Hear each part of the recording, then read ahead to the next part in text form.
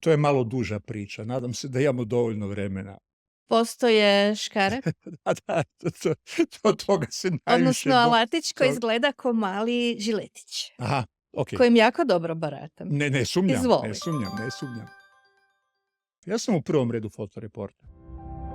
Radio sam jako puno i da, s obzirom na to, ne mogu se požaliti na primanja. Dobro smo živjeli, da. Nismo bili preplaćeni, ali je bilo dovoljno posla. Da, ostavili smo traga. Je. Jedna od mojih karakteristika, neću reći ni mana ni vrlina, je da sam tvrdoglav. Tvrdoglav sam ko mazga.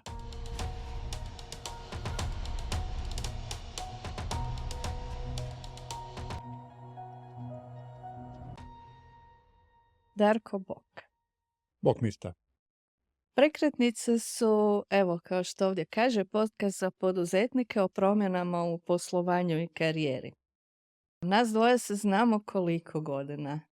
Jedno 4 desetljeća? Barem.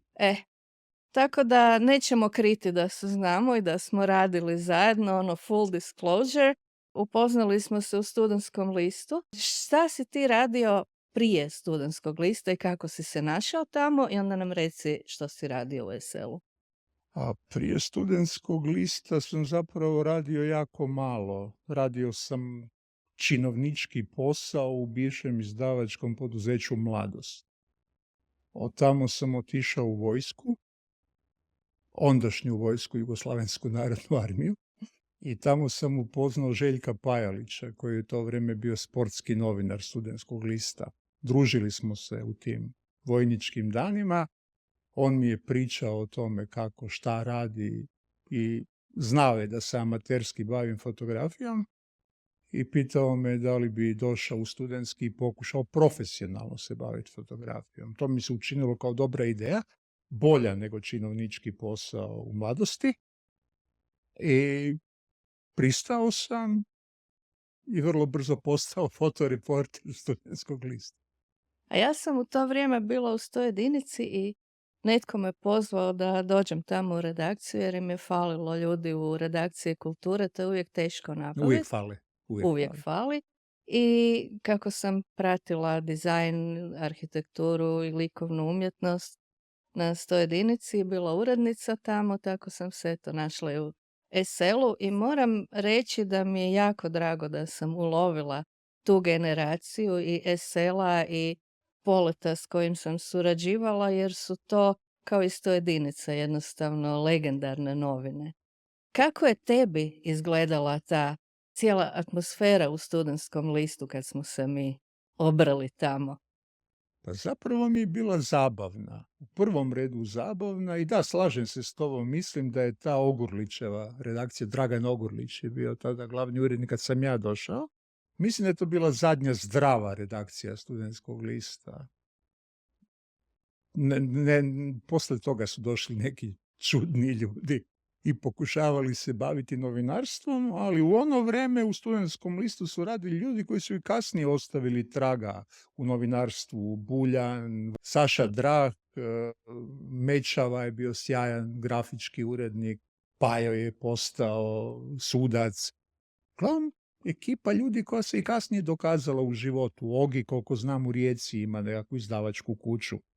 A za ove ljude koji su došli poslije nas ne znam šta su radili kasnije, ali ne sjećam se da su nekog traga ostavili. Normalno da ne znamo kad smo otišli nismo više bili tamo, ne? Da, ali pratio sam ja zbivanja na sceni, uvijek su me zanimala. Jel se ti slažeš da u to vrijeme su fotografi počeli dobivati nekakvo novo značenje? Fotografi Poleta i Studentskog lista su skoro imali status nekakvih lokalnih, nešto manjih rock zvijezda. Apsolutno. S tim da nevoljko priznajem da se Studentski list šlepao za Poletom. Poletovi fotografi su započeli čuvenu Poletovu školu fotografije. Posavec, Vesović, oni su danas najbolji fotografi koje je Hrvatska ikad imala. Meko okidanje. Meko okidanje, da, onda su se tamo još neki ljudi pojavili koji su učili od njih ili su imali sličan svjetonazor, sličnu imaginaciju i Polet je uspio fotografiju dovesti do razine koja je tada bila potpuno nepoznata. Prvi puta se u Poletu dogodilo da su fotografi bili jednakim slovima, jednakom debljinom slova potpisani kao autori teksta i to je kasnije Start preuzeo. Jer nije tajna da je gomila poletovaca nakon što su ispekli zanat ili kako već, otišla u Start.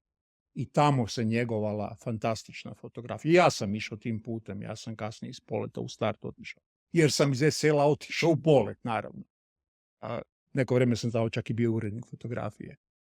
I to su bile, što kaže danas, slatke muke. Sa jednog događanja o jednoj temi bih pred sobom na radnom stolu imao 15 izvrsnih fotografija.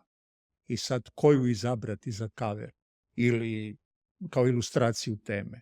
Stvarno težak odabir. Da, bio je. Ponekad smo se i svađali oko toga.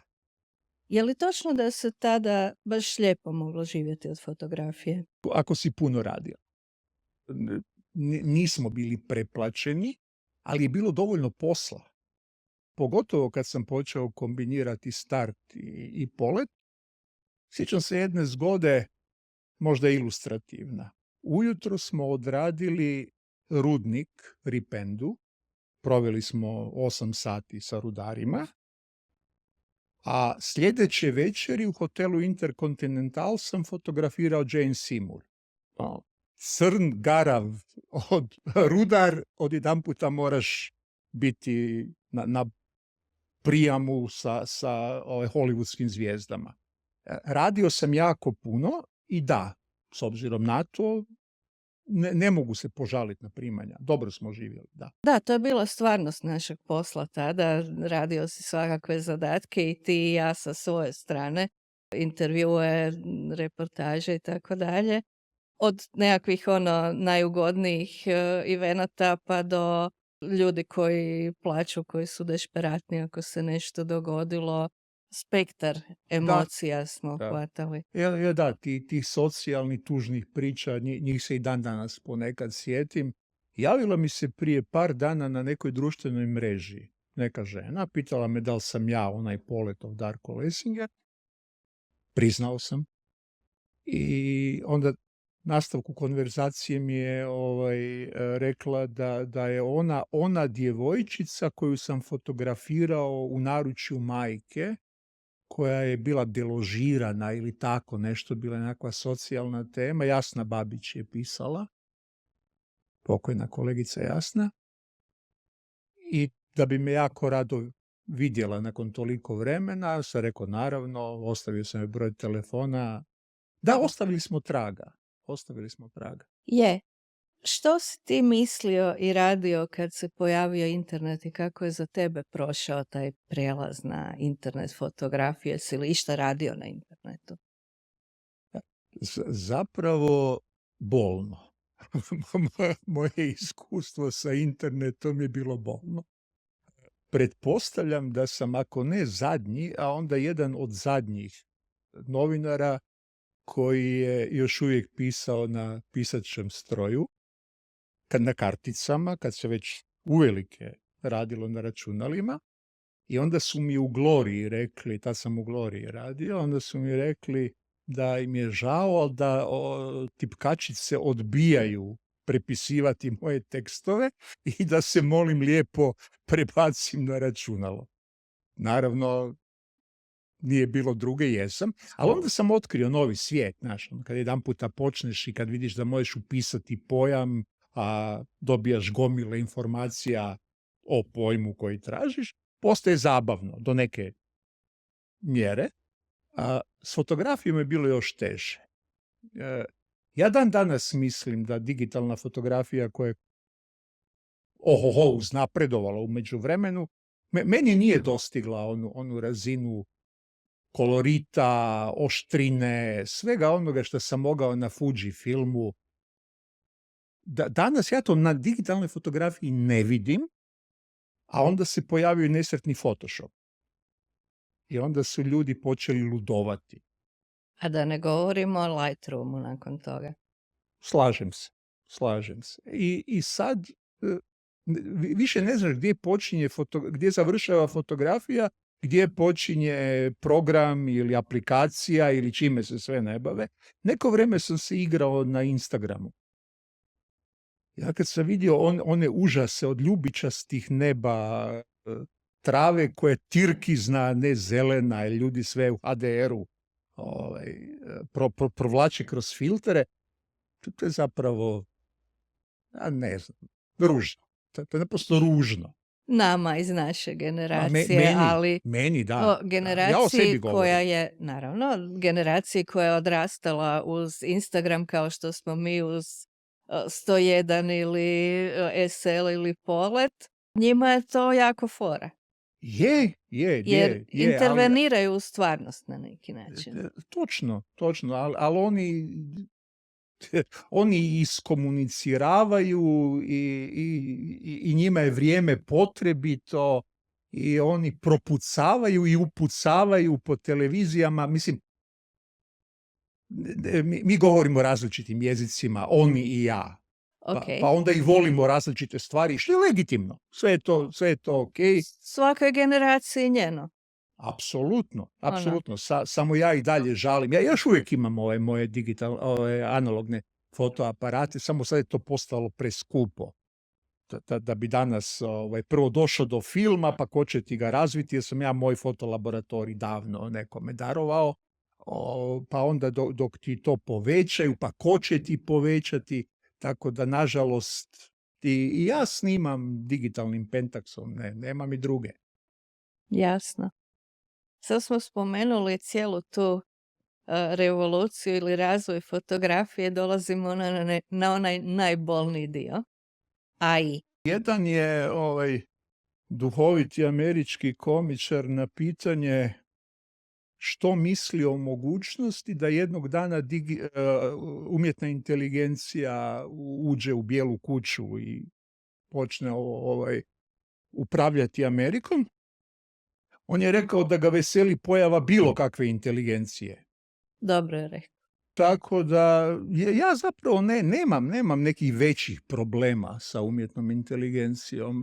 Razgovarao sam par puta na chatu, postavio sam pitanje na koje umjetna inteligencija nije znala odgovor, ali bila je pristojna. Aha, dobro. Za masu ljudi to ne mogu reći. Umjetna inteligencija i ja kad komuniciramo, uvijek se lijepo pozdravimo, ona me pita kako mi može pomoći, ja kažem da meni samo Bog može pomoći i onda se pozdravimo i to je zapravo ugodan razgovor. Da li misliš da će, ako već internet fotografi nisu, da li misliš da će na koncu umjetna inteligencija uzeti fotografima i onaj zadnji dio posla? Uvjeren sam da hoće. Profesionalna fotoreporterska fotografija. Ja sam u prvom redu fotoreporter. Imao sam nekoliko izložbi. Neke moje fotografije su proglašavane umjetnošću, s čim se ja ne slažem, ali hvala ljudima koji su ih tako karakterizirali. Ali ja sam fotoreporter. Što bi se rekao, u duši. A fotoreporterska fotografija je umrla onoga dana kada je jedan japanski časopis, zaboravih mu ime, a i onako je na japanskom, na naslovnoj stranici objavio fotografiju urušavanja nekakve mosta, vijadukta, nečega, snimljenu mobitelom. I sad tu se u meni probudio urednik. I to sam bio u ovih 30 godina koliko sam se bavio time. Da, ja bi objavio. Daj mi fotografiju, nije važno da li je oštra, da li je dobro kadrirana, da li ju je snimio Vesović ili neki amater, samo mi daj fotografiju.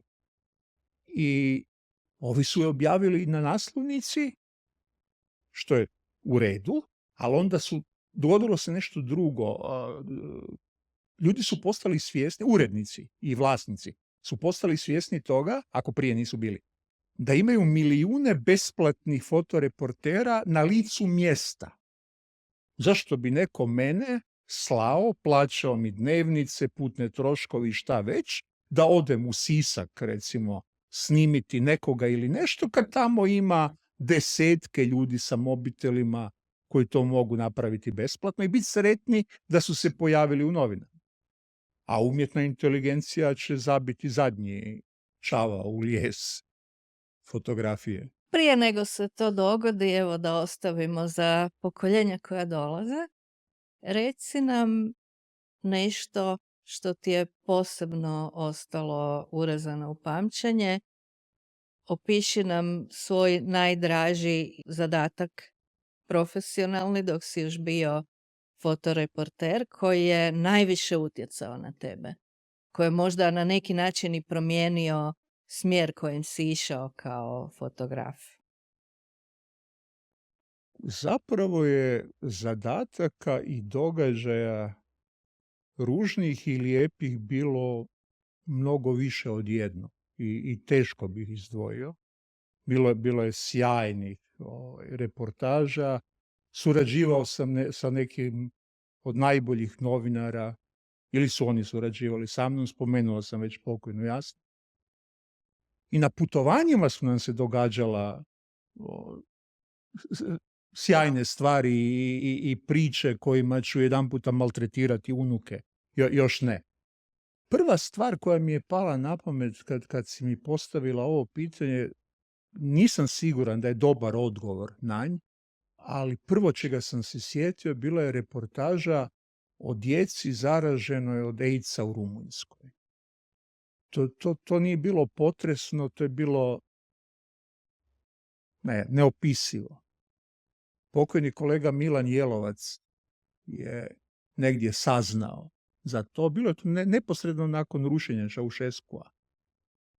I prvo je bio problem kako uopće doći u Rumunjsku kroz koje kakve polupijane vojnike na granici koji te žicaju pornografiju. Mislim, to je potpuno jedan suludi svijet.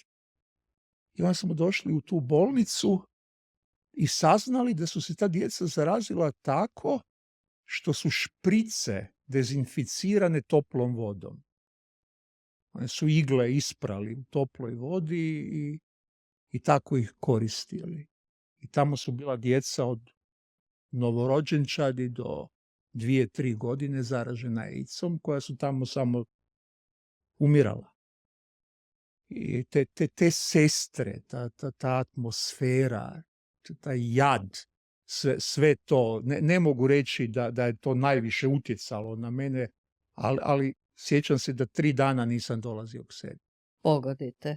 Vratio sam se u Zagreb, ja sam zamolio moje ukućane da me puste na miru. 3 dana nisam ni sa kim komunicirao i tek onda sam malo se počeo pribirati. Ja, to mi recimo, kad me neko pita iz tih 30 godina novinarstva, ni intervju sa Jean Moreau koju sam obožavao, niti fotografije Davida Bowija kojeg sam obožavao, niti razgovori sa Gajom Petrovićem nakon intervjua kojeg sam duboko cijenio, nisu ostavili takav trag. Ne znam da li sam ti odgovorio na pitanje. Bome jesi. Sad nedavno si imao jednu izložbu o jednoj tvornici, o jednom prostoru. Reci nam malo kako je uopće došlo najprije do te izložbe. To je malo duža priča. Nadam se da imamo dovoljno vremena. Postoje škare? Da, toga se najviše... Odnosno, alatić koji izgleda ko mali žiletić. Aha, okay. Kojim jako dobro baratam. Ne sumnjam. Javio mi se čovjek iz prošlosti, Tomislav Mrčić, znali smo se u nekim davnim vremenima i onda mi je rekao da je postao PR ili šta god to bilo u muzeju Prigorja i da su tamo otkrili nego gospodin Branko Turajlić, moram ga spomenuti, zaslužan je. Pronašao je staklene negative Ive Kirina, fotografa koji je radio u Sesvetama u 30. godinama i pitao me da li bi ja to pogledao. Fo- Fotografije su bile fantastične, na razini Toše Dapca. Uglavnom, čak i nepoznat. Čovjek je umro nepoznat, a ostavio je blago iza sebe. I kad sam vidio te fotografije, rekao sam naravno, onda su me pitali prvo da li bih htio napisati predgovor za katalog, naravno bih, pa onda kad su valjda bili zadovoljni time, da li bih sudjelovao u postavljanju izložbe, pa sam i to odradio i tako stvorila se neka veza sa Muzejom Prigorja. I nakon duže vremena opet su me zamolili da li bi surađivao na izložbi o Piku Sljeme. Naravno, pristao sam i ušli smo u kompleks koji i dan danas tamo u Sesvetama propada. U Sesvetama koje praktički nemaju svog trga, nemaju centralnog gradskog trga. Oni su najveća prigradska četvrt u gradu. Zapravo gradska četvrt. I znam da postoje planovi već godinama, da se priča o tome, da svako malo neko pokrene tu šta s tim blagom propada. I ja sam došao na ideju da napravimo izložbu. Kak ja volim konceptualne stvari. Cijela naša generacija voli, Zapravo odrasli da. smo na tome. Nije me To je bio jedan od načina izražavanja. Nije me mimo išlo i onda sam ponudio da prvo napravim izložbu svojih fotografija toga prostora, koju sam nazvao Fragmenti raspadanja, jer sam fotografirao samo detalje. A onda ta izložba da bude zapravo uvod u veliku izložbu od Sljemena do dna u Muzeju Prigorja i paralelno da snimamo film, dokumentarni film o postavljanju, radu na izložbi i njezinom postavljanju. Nažalost, došlo je do razmimoilaženja u shvaćanju pojma poštenje između mene i stanovitog kustosa u tom muzeju, pa sam ja prekinuo suradnju.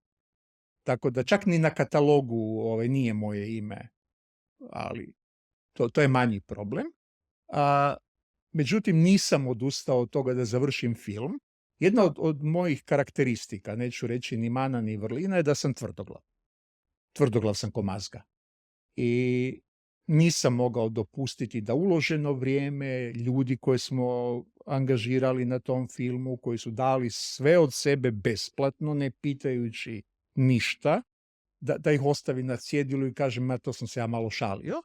I na kraju smo film završili. Koja je bila originalna ideja, dakle spomenula si, htjeli ste dokumentirati rad na toj izložbi i od toga krenuti u film. Koliko se ta originalna ideja tim promjenama i financijera i ekipe i suradnika, koliko je trajao rad na filmu? Što je bilo duže? Mene to uvijek, mi puno radimo dokumentarce pa me to zanima. Odnos perioda predprodukcije i same produkcije, odnosno snimanja, i onda postprodukcija, kako je tekao taj rad na tome i koliko se ona glavna ideja što ste htjeli tim filmom, kad ste zagrizli u to, mijenjala. Jer kod dokumentaraca je tipično da često kreneš s jednom idejom i onda ju mijenjaš prema tome na što naiđeš kad počneš raditi sa materijalom. I ja zato jako volim raditi na dokumentarcima zbog tog elementa nepoznatog. Izlet u nepoznato. Otkrivaš zapravo. Šta ste vi sve otkrili? Kako je to tek? Moram ti komplimentirati. Postavljaš odlična pitanja. Teška, ali odlična. Ima neke veze s brojem utakmica u nogama. Uvijek ima. I godinom proizvodnje. Uvijek ima, ali nemojmo podcjenjivati talent. Ja cijenim rad, cijenim nadgradnju, cijenim trud i utakmice u nogama, ali ako nema talenta, sve je uzalud. Hvala. Molim lijepo. Predprodukcije nije ni bilo. Jednom smo se trenutku spomenuti kustos i ja popeli na silose. Ja sam gledao onu panoramu grada sa istočne strane, koju nikad do tada nisam vidio. Gledali smo grad sa nebodera, ja sam sa zapada, pa tamo ima iznad Grmoščice, jedno mjesto koje smo zvali Vrh, odande se prekrasno vidi grad, ali ne sa istoka. I onda mi je palo na pamet da bi bila šteta, opet se vraćamo na to, da to ostane nezabilježeno. Ja sam naravno snimio mobitelom panoramu, ali to kao da i nisam. Čak i ne znam gdje mi je taj fajl. Ali sam, kad smo se spustili, nazvao mog prijatelja Gorana Musića, režisera, i pitao ga da li bi on radio s nama. I on je rekao naravno da. Nismo imali ni sinopsisa, ni scenarija, ništa. I ja sam ga radio u hodu.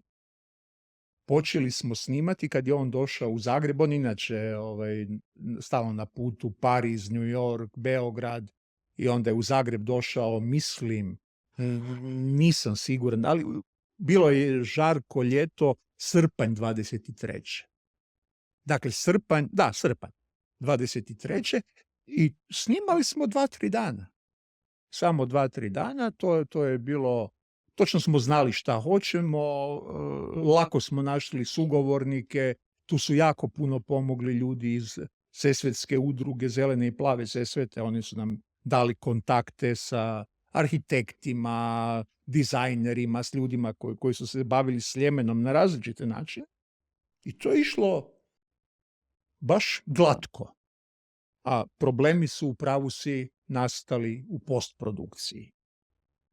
Moja prvobitna ideja je bila da sadašnje stanje stvari kontrastiram sa stanjem Sljemena nekad, kad je bilo jedna, ako ne najznačajnija mesna industrija u Europi, barem u ovom dijelu Europe. Izvozili su u Ameriku, Rusiju, Njemačku, naprosto bila je brand, što bi danas rekli. I našao sam neke dokumentarne filmove. Jedan je radio Frano Vodopivec, briljantan film, koji je PIK Sljeme tada platio u neke propagandne svrhe, vjerojatno za neku obljetnicu i kako su već radne organizacije tada snimale filmove, ali on je danas u vlasništvu da li Zagreb filma ili Jadran filma, nemoj me držati za riječ, i tu počinju moji problemi.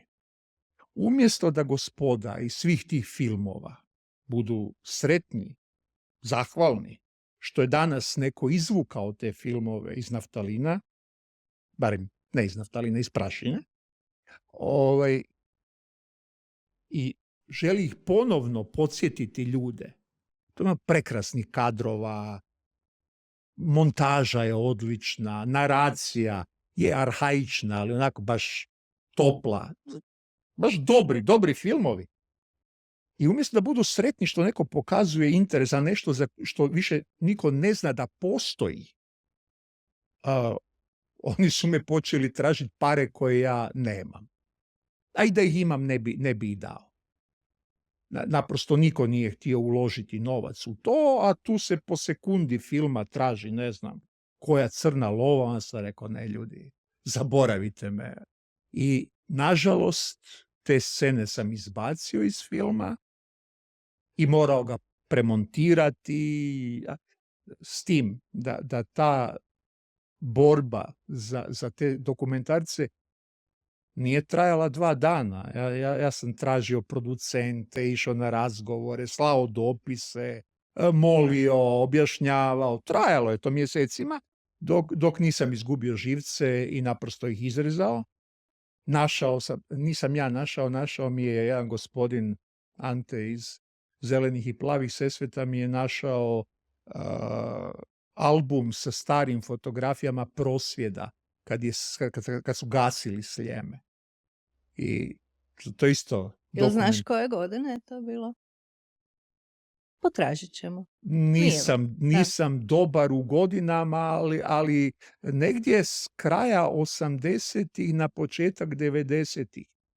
Jer se zapravo u 90-ima, tako je, u 90-ima, rani 90-ih, jer se pojavljuju na fotografijama i Mile Bandić, i Sanader, i Željka Antunović, i Ozo Radoš.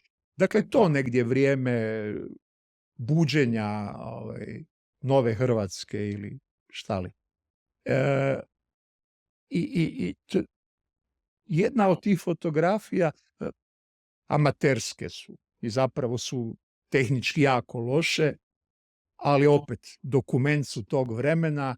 Na jednoj su radnici Jankića, simbol Sljemena, njegovu lutku Jankića, položili u ljes sa osmrtnicom. I to sam umjesto ovih Vodopivčevih i drugih kadrova stavio u film, kažem, premontirao ga, malo promijenio zapravo cijelu koncepciju. I to je na kraju nije više, čak sam mu i naslov promijenio, jer film se trebao zvati Od Sljemena do dna, što je bila ideja. Sad mu je naziv Fragmenti raspadanja. Wim Wenders je jednom rekao da kad počne snimati film, onda se nada da će ga završiti onako kako ga je zamislio. A kad dođe na pola snimanja, onda da će ga završiti. Ja sam ovaj film završio i sretan sam zbog toga. Znači, cilj je postignut. Da, da.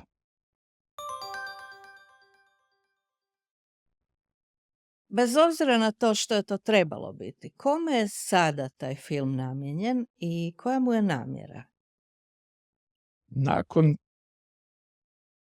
projekcije planiran je okrugli stol na temu što sada napokon sa tim kompleksom. Ponavljam, to je i industrijsko i svako drugo blago na istoku grada koje neumitno propada. Ljudi iz udruge koju sam već 5 puta spomenuo sanjaju o tome da će u zgradi Hladnjače, to je ona glavna zgrada koja gleda na željezničku prugu, koja je savršeno očuvana. To je bilo vrijeme kad su očigledno neimari znali graditi. I zapravo tu zgradu treba malo ušminkati, malo obojati, popraviti tu i tamo ponešto i oni tamo namjeravaju otvoriti glazbenu školu. Postoji li uopće u tom dijelu grada glazbena? Postoji. I klinci, djeca iz te glazbene škole sviraju u mom filmu. Znači kulturni sadržaj, jel? Apsolutno. U tom dijelu. Mhm. O silosima da ne govorim, tamo se tek svašta može raditi, ali to opet postoje ljudi iz Sesveta, iz grada, jer su oni angažirali i neke arhitekte i druge stručnjake, koji su napravili kompletne planove o tome šta se može i treba napraviti. Bandić je, pokoj mu duši, obećavao da nema problema, on će to preko noći, samo što nije, pa nas je nažalost blago u gospodinu napustio. Onda je nova vlast počela, oni bi sad radili planove. Ne trebaju im planovi su gotovi. Nacrti su gotovi, ideje su gotove, ali oni bi opet, da bi opet neko negdje nešto, valjda zaradio, nemam pojma. Uglavnom, ideja je da suočimo ljude u gradu sa problemom koji postoji, koji se zataškava već 30 godina, Sesvečanima da pokažemo kako je to nekad bilo. Pojavljuje se u filmu jedna bivša radnica Sljemena koja priča o tome kako je za 5. ili 10. godišnjicu rada dobila prsten od firme i pokazuje ga u kadar i kaže ne bi ga prodala ni za što na svijetu. To je jedan od najemotivnijih trenutaka u filmu. Dakle, da njih podsjetim na ta vremena, gospodu iz grada da podsjetim da postoje Sesvete, kojeg se oni sjete samo pred izbore. Jer tamo je bila, kažu, Bandićeva utvrda na izborima. Da, tamo je Hametice osvajao glasove, a koliko znam i Možemo su osvojili gomilu glasova u Sesvetama, pa nek vrate tim ljudima. Dakle, moj posao, uvijek sam ga tako doživljavao, je ukazati ljudima na problem. Ili na nešto dobro, daj Bože. Nemam potrebu komentirati, nemam potrebu docirati, nemam potrebu objašnjavati. Evo vam, silosi su tamo, zgrada Hladnjača je tamo, Tamo su ljudi koji žele glazbenu školu. Pazi, u Zagrebu u 24. godini oni ne žele shopping centar, oni ne žele multiplex kino, oni bi luđaci glazbenu školu i to za omladinu. Božem ti oprosti. Pa i ja sam zbunjen i nadam se da ću im bar malo pomoći radeći i na izložbi i na filmu i sad na tom okruglom stolu. Hoće li film kasnije biti dostupan negdje na internetu s obzirom Hoće. da Da. budžeta nema za Apsolutno, distribuciju? naravno. Već sam se danas razgovarao sa mojim prijateljem korežiserom. Dogovorili smo se da ga stavimo na Jubito. Imam nekih naznaka da bi možda mogao biti u Kicu prikazan. Slaćemo ga na neke festivale, naravno. Nijedna televizija vjerojatno neće pokazati interes, jer šta će im to? A onda ćemo ga staviti na mrežu. Ko bi sve trebao pogledati taj film? U prvom redu ljudi koji su dobili povjerenje od građana Sesveta i Zagreba da upravljaju ovim gradom. Oni prvi. Ljudi koji dan danas parazitiraju na Sesvetama i na Sljemenu. Nije sve u Sljemenu upropašteno. Kafilerija je izdvojena i jako dobro funkcionira. Donosi velike prihode. Mislim da je krajnje vrijeme da Sesvetama vrate nešto od toga što su iz njih izvukli. Ti imaš određenu želju vezanu uz taj film. Kad bi se ta tvoja želja ostvarila, što bi film postigao? Želje ne koštaju, pa su moje želje uvijek povelike.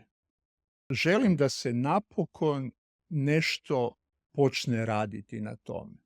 Da se barem jedan korak približimo ostvarenju sna, ne mojega, nego Sesvečana, da tamo imaju glazbenu školu.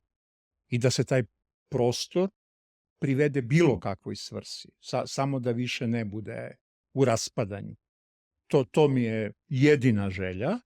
I imao sam želju da se film prikaže na nekoj lokalnoj ili državnoj televiziji, pa da ga više ljudi vidi, ali to mi zapravo postalo nevažno. Vjeruj mi, oni koji ga trebaju vidjeti, prije će ga vidjeti na internetu. Slažem se. Ja sam stara generacija, odrasla uz televiziju, ne uz internet i meni je važno da se neke stvari prikažu na tom starom zastarjelom mediju, ali kažem, odustao sam od toga. Važno mi je da se nešto napokon počne događati. Jedna zgodna anegdota se dogodila u vrijeme snimanja. Iako u kompleksu više nema ničega i nikoga, i dalje je tamo redarska služba, čuvari, moraš slati dopise za dopuštenje da uđeš u kompleks i tako. Sve sa JMBG-ima ili OIB-ima ili nečim, sa brojevima.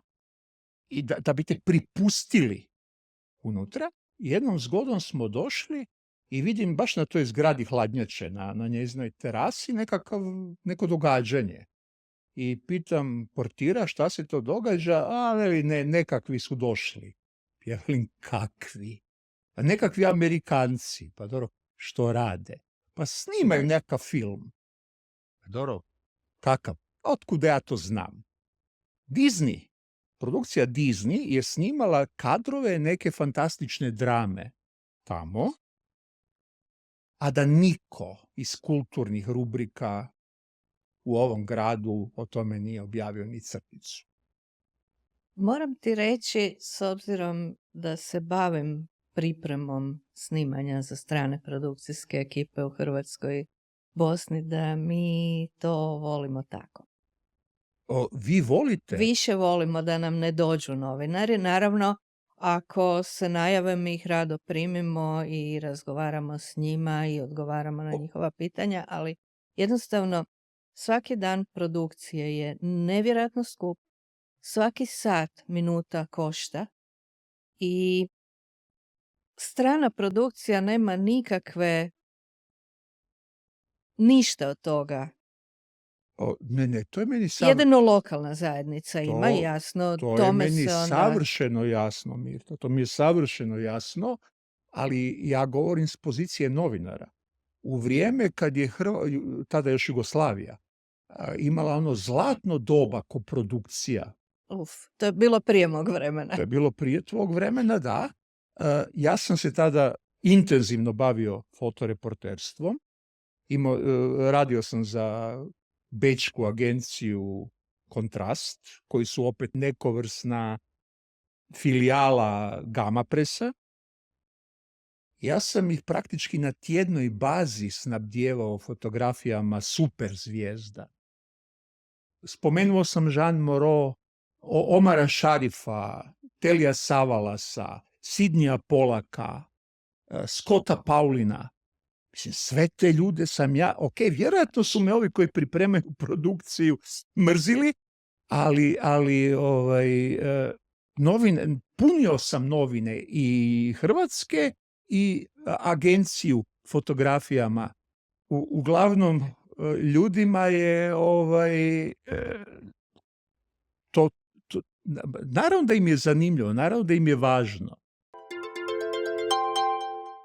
Ja volim završiti sa savjetima ili nekakvom mudrošću moga gosta. Pa koju bi ti mudrost si skupio tokom svog vrlo plodonosnog života i karijere ponudio mladima koji se danas žele baviti profesionalno fotografijom? Opet si me malo zatekla. Aha. To mi je u opisu radnog mjesta. Da, jasno mi je, uspijevati, dobro.